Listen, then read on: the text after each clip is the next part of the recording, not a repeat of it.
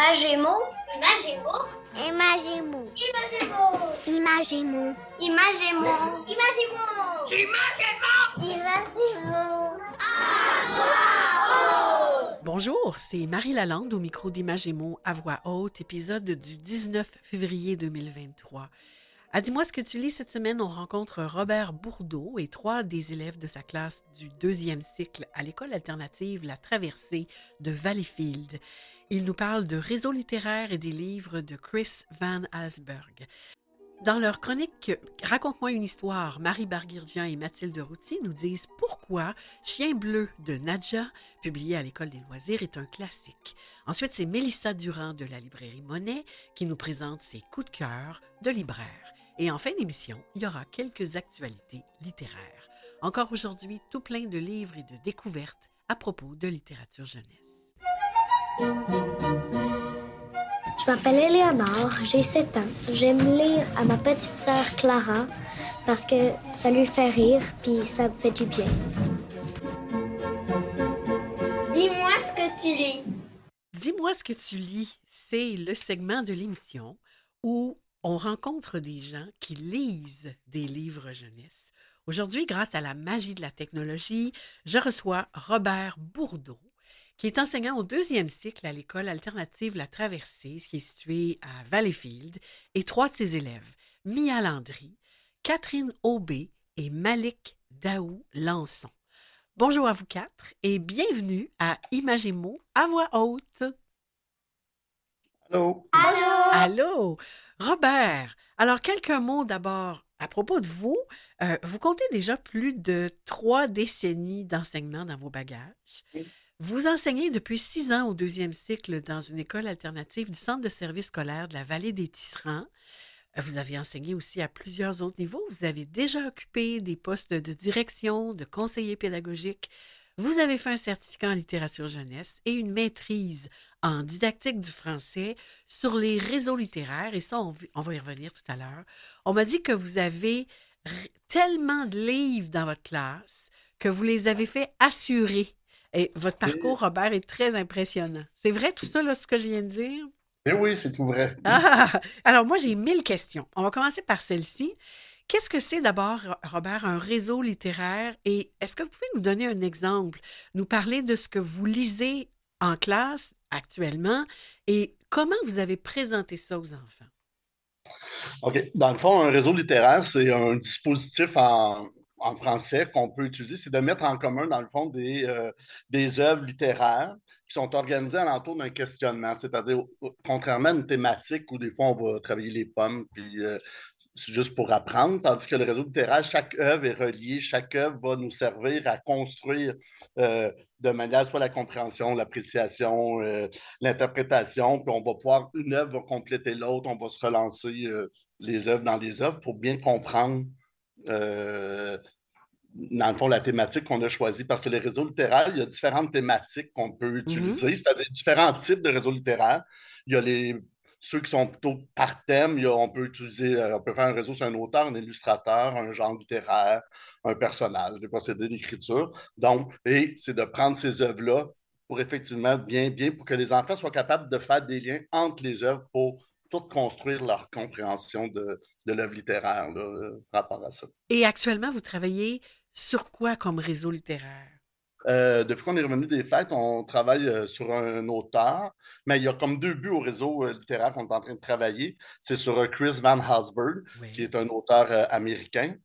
Et puis c'est le genre qu'on travaille, c'est le fantastique. Fait qu'on travaille, il y a 2 buts à mon réseau. Dans le fond, je voulais faire découvrir cet auteur-là aux élèves parce que c'est pas un auteur qui est tellement connu. OK, oui, Puis, effectivement.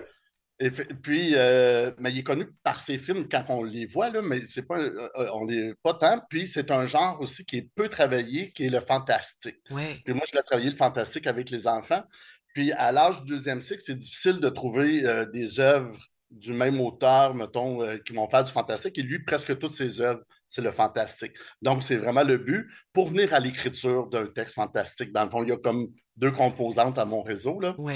Puis, dans le fond, j'ai choisi ça pour ça. Puis, Et quand je commence un réseau littéraire, je présente toujours l'auteur tout le temps. J'ai toujours un diaporama que je fais, je le présente de où il vient, je fais une recherche sur l'auteur un peu. Oui. Parce que je trouve que c'est fun après ça de relier les œuvres sur qu'est-ce qu'on a appris de lui. Souvent, il y a des choses de sa vie qu'on retrouve.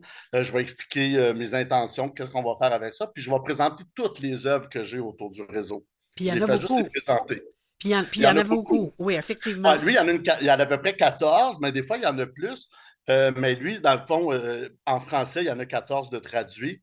Et j'explique, c'est ça, je présente, et après ça, je leur dis comment je vais le travailler, que ce que je voulais faire avec eux, dans le fond, c'est de comprendre c'est quoi le fantastique, ce genre-là, à partir des œuvres, et comment on va construire notre compréhension du fantastique. Parce que là, on va OK. travailler l'auteur à travers ça aussi, les illustrations et tout ça. C'est qui le Chris Van Allsburg?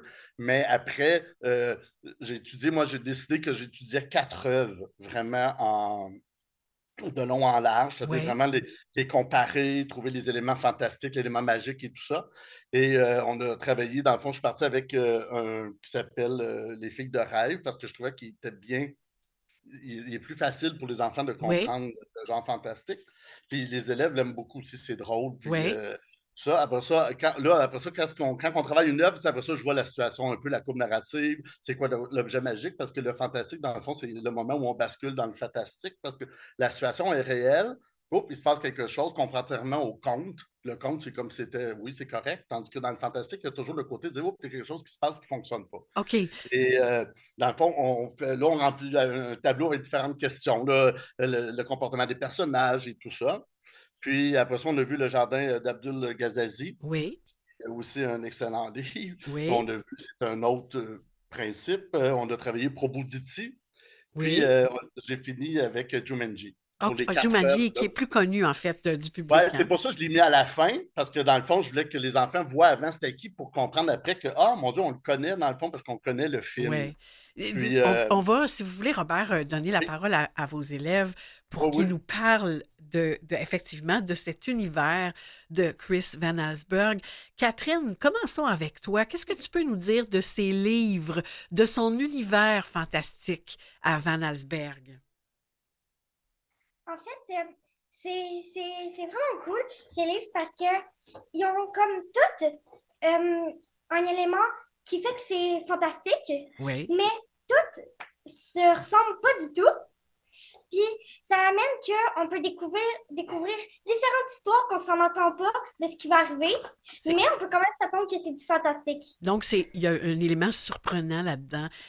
Mia, toi, qu'est-ce que tu aimes dans l'écriture, dans les illustrations de Van Allsburg?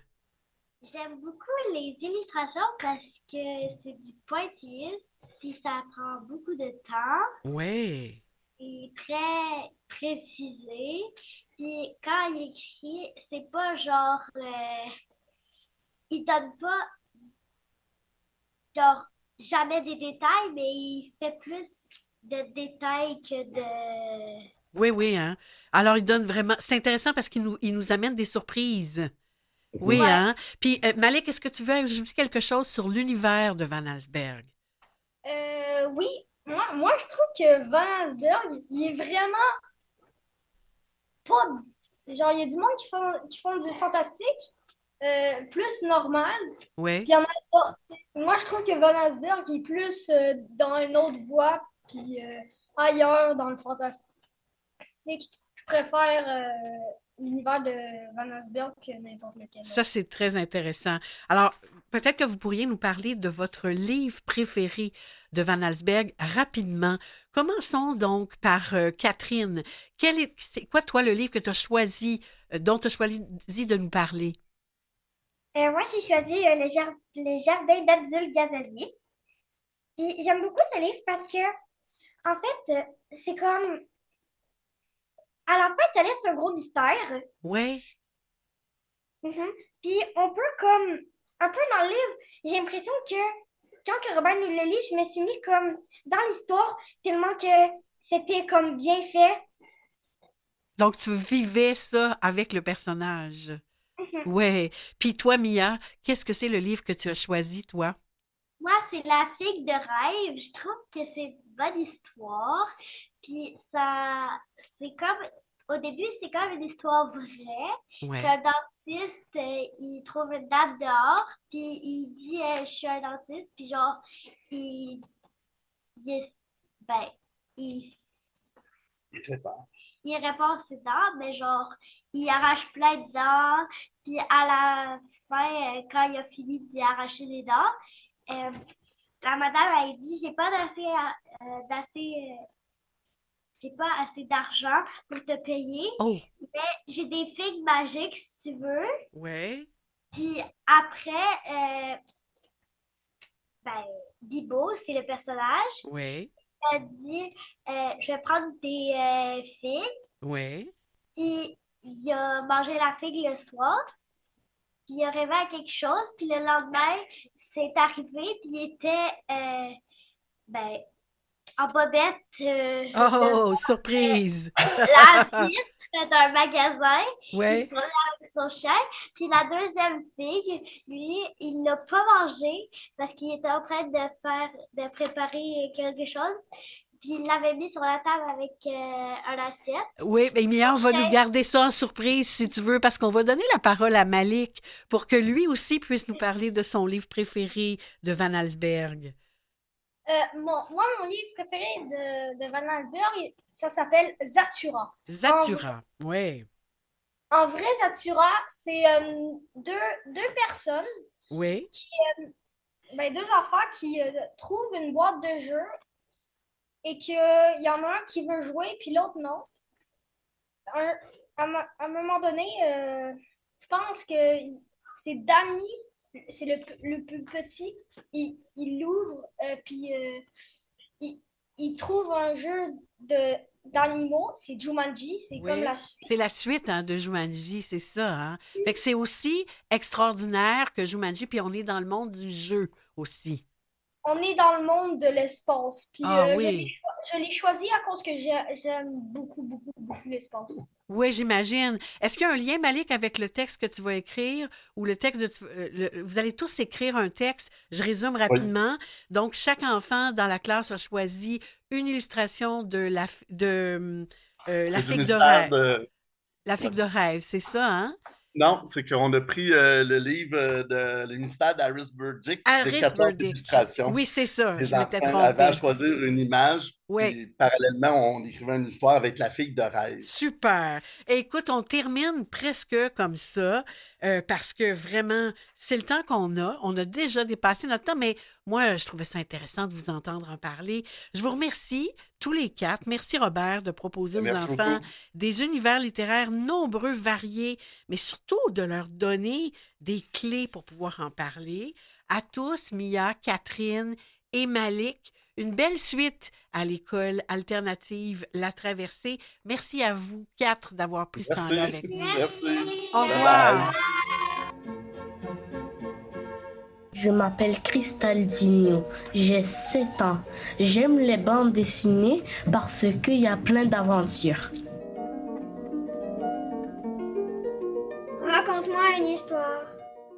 On écoute maintenant une des chroniques littéraires de On a tous besoin d'histoire. Marie Barguirgian et Mathilde Routier nous font découvrir Chien bleu de Nadja, publié à l'École des loisirs, et elles nous disent pourquoi c'est un classique. On écoute.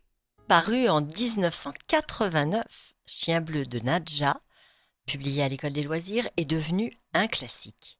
Avec Mathilde, nous nous sommes demandé pourquoi un tel album devient indémodable et traverse ainsi les générations.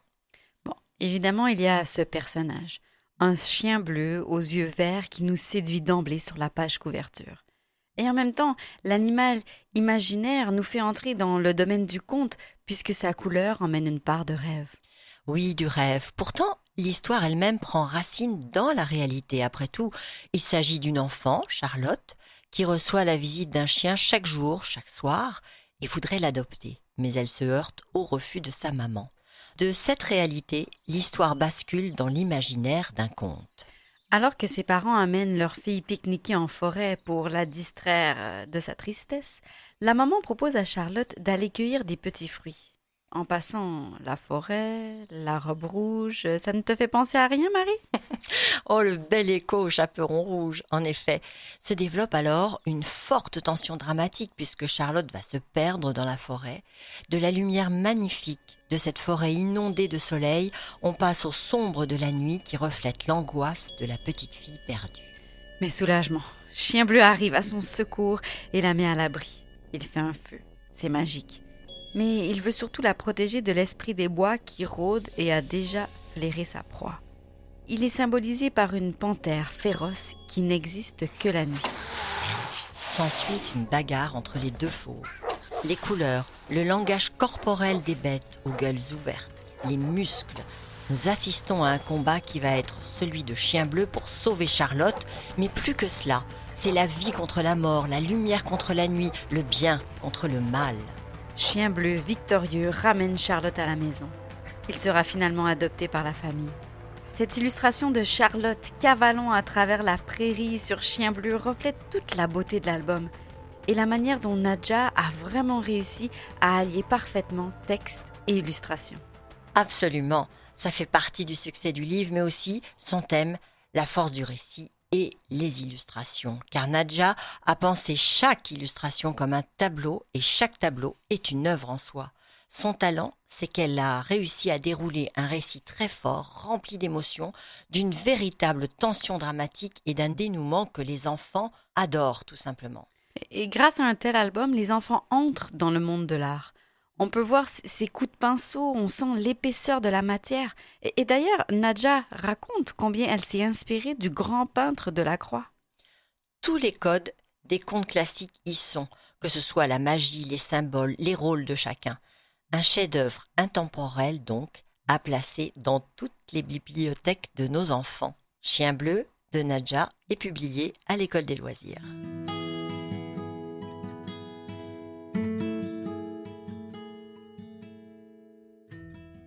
C'était Marie Barguerdjan et Mathilde Routy. Parce qu'on a tous besoin d'histoire.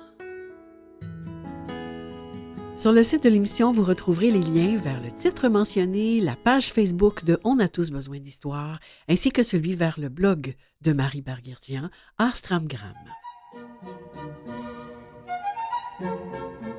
Je m'appelle Zakaria, j'aime faire la lecture parce que je peux découvrir de nouvelles choses.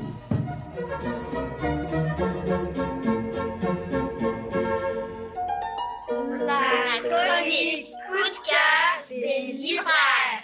Aujourd'hui, c'est Mélissa Durand, libraire jeunesse à la librairie Monet, qui nous présente ses coups de cœur de libraire. Bonjour Mélissa. Bonjour Marie. Alors, on vous écoute. On vous donne toute la place. Excellent. Donc, j'ai 4 livres aujourd'hui que je souhaiterais partager avec les gens qui nous écoutent. Donc, le premier s'intitule « Le soleil a perdu son sourire ». C'est un album de la maison Kiman et c'est un album qui va parler de la positivité toxique. Donc, rapidement, c'est un soleil qui, tous les jours, va faire briller ses rayons et dans le fond, tout le monde en est bien heureux. Mais notre soleil, à un moment donné, va être un peu malade, un peu fatigué parce qu'à ce moment donné, tous les jours à travailler, c'est beaucoup.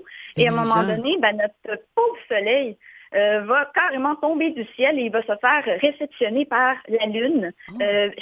Par les nuages, pardon. Oui. Et les nuages vont faire de la pluie, donc notre beau soleil va pouvoir compter sur un ami. Donc c'est un album qui va parler de l'importance de déléguer les tâches.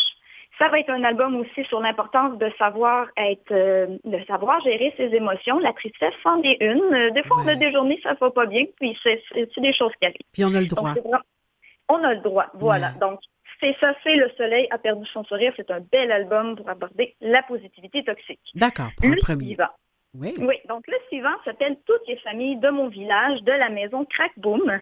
Donc c'est un livre québécois qui va nous parler des structures familiales, quelles qu'elles soient. Donc il y a 9 familles qui sont présentées. On a de l'homoparentalité, de la transparentalité. On a même le couple de parents qui n'ont pas d'enfants. On a les familles recomposées. Donc c'est vraiment un bel album superbement illustré pour pouvoir aborder les structures familiales. OK. Le troisième s'appelle Pétoche le poussin froussard. C'est un album que je trouve hilarant et qui permet de parler, entre autres, de l'effet des rumeurs et donc de la désinformation. Donc, un thème très actuel. Ouais. Donc, notre beau poussin qui reçoit une cocotte sur la tête, donc une noisette sur la tête, et depuis ce temps-là, il dit « C'est la fin du monde, je cours avertir le roi. » Ouais. Et dans sa suite, il va entraîner 4 autres personnages, donc un coq, un cochon, une dindon et une chèvre.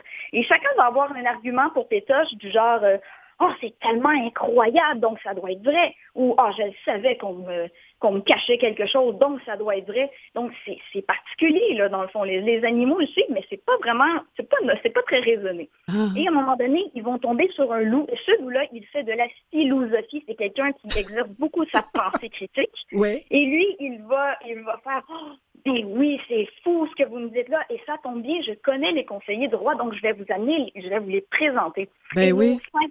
nos 5 malheureux animaux vont se retrouver dans un restaurant pour carnivores. Et à la fin, Les pauvres. nous dit les pauvres.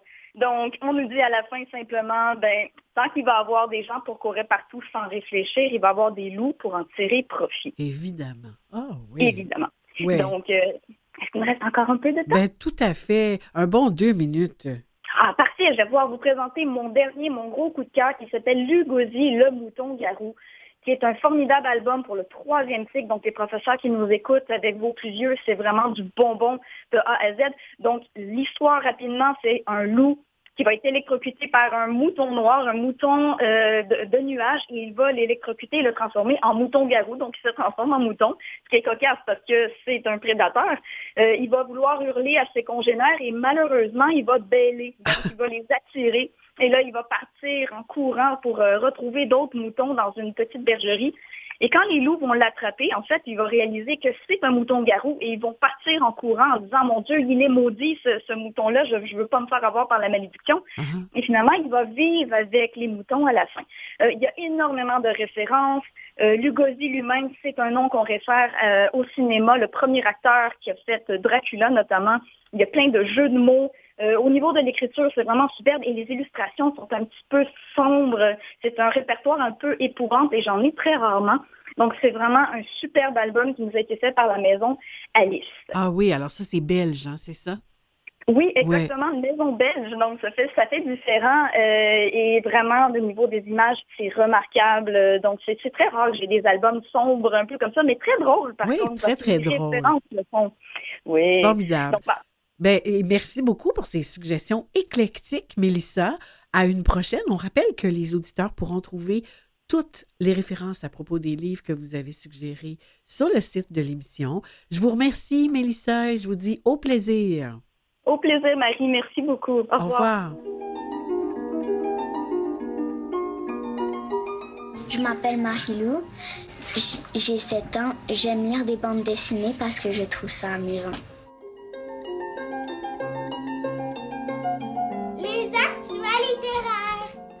Encore des idées de lecture et de sorties littéraires. Dimanche prochain, le 26 février, à Marie raconte, je lis l'album Le Vigile d'Olivier Dupin et Élodie Duhamel, publié aux 400 coups. Une histoire loufoque qui met en scène un troupeau de moutons qui décide de se prendre en main pour se protéger des loups avoisinants et menaçants. Ils engagent donc un vigile, surprenant, et ils ne sont pas au bout de leur surprise puisque ce vigile, c'est un loup. Pas nécessairement très malin. On en écoute un extrait. Il est un autre habitant de la forêt qui est très malin. C'est Jean-Loup. Au risque de surprendre, Jean-Loup est un loup. Fiston, voilà une occasion à ne pas manquer, dit le loup en découvrant la petite annonce. Comment ça? Demande son fils. Jean-Loup fait un clin d'œil à son fiston, mais forcé de constater que Jean Loupio n'est pas aussi malin que son père. Tu vas te présenter comme chien de garde. Le petit loup, étonné, regarde son papa et dit « Mais je ne suis pas un chien », proteste Jean Loupio. Non, décidément, Jean Loupio ne fait pas beaucoup d'efforts pour comprendre.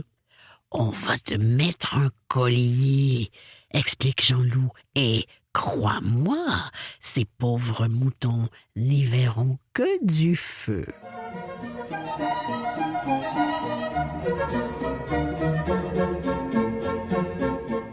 Du jeudi 23 au dimanche 26 février se tiendra le Salon du livre de l'Outaouais.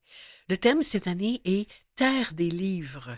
Clin d'œil enthousiaste au temps des grands rassemblements, le slogan de cette 44e édition invite à la communion tout en célébrant la diversité de la littérature. La programmation fait l'éloge de la richesse plurielle portée par les livres. En Terre des livres, les histoires se racontent, les poèmes se déclament, les pages se tournent et les savoirs se partagent. L'autrice jeunesse Geneviève Guilbeault est la porte-parole des Tournées jeunesse des jardins, un projet qui permet aux élèves du préscolaire, du primaire et du secondaire de faire la rencontre d'écrivains et d'écrivaines dans leur classe. Le salon se tiendra au Palais des Congrès de Gatineau, au 50 boulevard Maisonneuve à Gatineau. Pour plus d'informations à propos des tarifs, des heures et de la programmation, voir le lien sur le site de l'émission.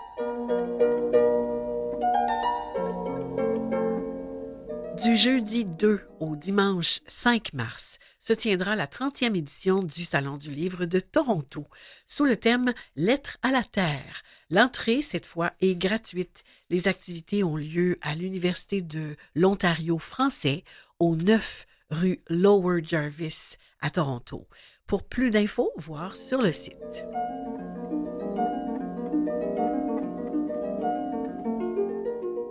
Du 25 février au 5 mars, c'est la semaine de relâche pour les centres de services scolaires de l'île de Montréal et on souligne ça par des activités spéciales dans toutes les bibliothèques de la ville de Montréal. Voir le calendrier de la relâche 2023 sur le lien proposé sur le site de l'émission. Je m'appelle Mathilde, j'ai 8 ans. J'aime faire lire des histoires parce que je rentre dans mon imagination.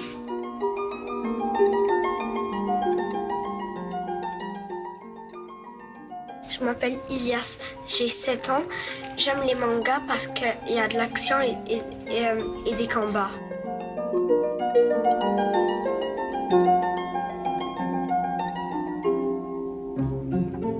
Samedi 4 mars, de 10h30 à 11h30, aura lieu l'heure du conte avec Élodie Duhamel et Richard Écrapou, c'est son vrai nom, deux créateurs québécois à la librairie Le Port de Tête, au 222 rue Mont-Royal-Est à Montréal. Pour info, composez le 514-678-9566 ou vous allez sur le site.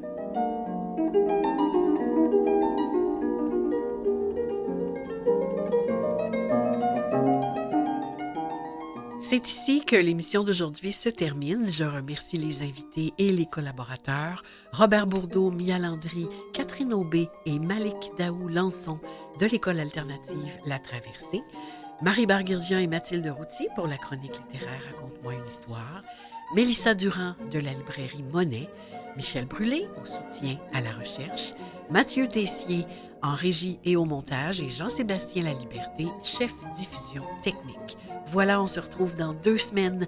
Bonne lecture!